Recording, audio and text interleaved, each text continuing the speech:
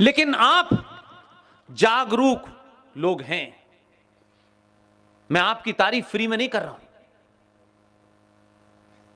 वो बात है आपके अंदर, ये बात इसलिए मैं आपकी धरती पे कह रहा हूं।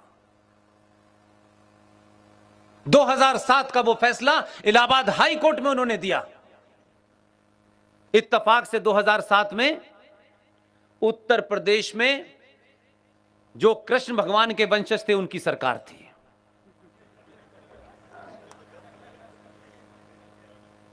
यह बात अलग है कि सत्ता ने उन्हें कहा कि हम कृष्ण जी की संतान नहीं है, हम तो मुलायम सिंह की संतान है। यादवों से खुलेआम कहता हूं मैं, तुम तय करो कि तुम लालू की संतान हो, मुलायम की संतान हो, या भगवान कृष्ण की संतान हो। वो फैसला फाइल में दबा रहा। लेकिन आप और आपके क्षेत्र का एक अलग मिजाज है। आपके हाई कोर्ट की जो बेंच है जबलपुर की, उसमें दो महान आदमी बैठे हुए थे। उन्होंने उस फैसले को तत्काल लपक लिया। जस्टिस अजीत सिंह और जस्टिस संजय यादव, और उस फैसले की सुनवाई की। तो कुछ लोग गए टोपी लगा के, कुछ फादर भी भागे वहां, साहब ये कैसे हो जाएगा। बहस कराई जानबूझ करके, क्योंकि उनके तथ्य बड़े मजबूत थे। टोपी वाले ये साबित करना चाहते थे कि गीता हिंदुओं का ग्रंथ है। फादर ने भी कुछ कुछ ऐसे ही कुछ उल्टे सीधे तर्क दिए। दोनों को पूरा टाइम दिया कि आप साबित करें कि गीता का हिंदुओं के मजहब से, धर्म से, फेथ से कोई लेना देना है। साबित नहीं कर पाए। दोनों जजों ने फैसला दिया कि गीता भारत का राष्ट्रीय ग्रंथ है। लेकिन सिर्फ इतना ही फर्क है कि उत्तर प्रदेश में कृष्ण भगवान के वंशजों की सरकार थी और आपके यहां शिवाजी की सरकार थी। आपके मुख्यमंत्री ने जैसे ही फैसला आया, तत्काल तौर पर गीता के सार को क्लास 9 में और 10th में कंपलसरी कर दिया। ये 2011 की बात बता रहा हूं। लेकिन एक डॉक्टर साहब जो 14 में दिल्ली आए, उन्होंने सारा अध्ययन किया। श्रीवास्तव साहब से जब जब पैर छूता हूं तो मैंने कहा, डॉक्टर साहब को आपने बता दिया? बोले सब कागज दे आया हूं मैं। इसलिए खामोशी से काम कैसे होते हैं, इसका असर देखिए। 2015 में जब थोड़ा उथल पुथल ठीक हो गई, राष्ट्रपति भवन गए। राष्ट्रपति भवन में जाकर के राष्ट्रपति से पूछा, पहली बार राष्ट्रपति से कोई प्रधानमंत्री इस तरह बात कर रहा था।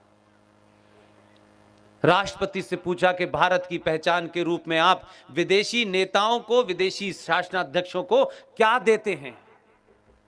प्रणब मुखर्जी का पाला पहली बार पड़ा था। उन्होंने तत्काल झटपट में कहा कि हम ताजमहल देते हैं। उसने यह सवाल वहीं पूछा कि ताजमहल भारत की पहचान कब से हुई? उन्होंने कहा यही परंपरा है। उसने कहा इसे बंद कर दें। ढंडोरा नहीं पीटा। दुनिया के सबसे बेहतरीन पब्लिशर्स को बुलाया। पहले होमवर्क करता है वो पूरा, और जब टीचर के पास जाता है तो पूरे जवाब लेके जाता है। जैसे ही इन्होंने कहा कि ये नहीं, आज से गीता जो है भारत का राष्ट्रीय ग्रंथ होगी, जितने भी विदेशी मेहमान आएंगे उन्हें गीता दी जाएगी, और राष्ट्रपति भवन में हर भाषा में, दुनिया की हर भाषा में गीता राष्ट्रपति भवन में छपवा के रखवा दी। 2015 से लगातार विदेशी मेहमानों को गीता उन्हीं की भाषा में बांट रहा है। हमें आदत है किताबें खरीद के ड्राइंग रूम में रखने की, ताकि समाज में ये दबदबा रहे कि ये बहुत पढ़ते हैं। उसने क्या किया? विदेशी लोग, उनको ये बीमारी नहीं है, वो दिखाने के लिए नहीं जीते कि कोई हमारे बारे में क्या कहेगा, इसलिए उनके यहां संकट नहीं होता। जितने विदेशी मेहमानों को दी, उसमें से 72 देशों के राष्ट्राध्यक्षों के ऑफिस में गीता रखी हुई है। ताली बजाने की यह बात नहीं है, आपने दी है तो कहीं तो रखेंगे। उन्होंने गीता ली और गीता पढ़ ली और गीता समझ गए क्या है। भारत और पाकिस्तान के बीच में कोई स्ट्राइक हुई, उस स्ट्राइक में भारत का एक जाबाज अभिनंदन नाम का सिपाही उधर की तरफ रह गया,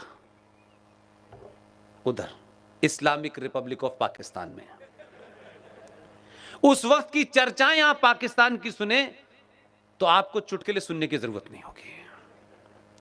उसको मैंने तो 12 साल काम किया है, तो मैं उनकी नस नस जानता हूं, मुझे पता है। जब उसे पकड़ा तो कहा कि इसको रोक लो और भारत से बार्गेन करो कश्मीर के ऊपर। अभिनंदन को पकड़ के ये वाला कश्मीर लेना चाहते थे। मैंने उस वक्त भी वॉइस ऑफ अमेरिका का एक प्रोग्राम मुझे करना होता था, तब भी मैंने यही कहा। मैंने कहा पाकिस्तान या तो दिवालिया हो गया है, उसे याद है कि नहीं हमारा तो गलती से उधर चला गया है। हमने तो 93,000 पाकिस्तानियों को 2 महीने उठक बैठक कराई है, तब भी हमने कश्मीर वापस नहीं लिया और इज्जत से छोड़ दिया। और जब पाकिस्तान की पार्लियामेंट के सीन आपने देखे कि नहीं देखे, सच बताइएगा, देखे आपने?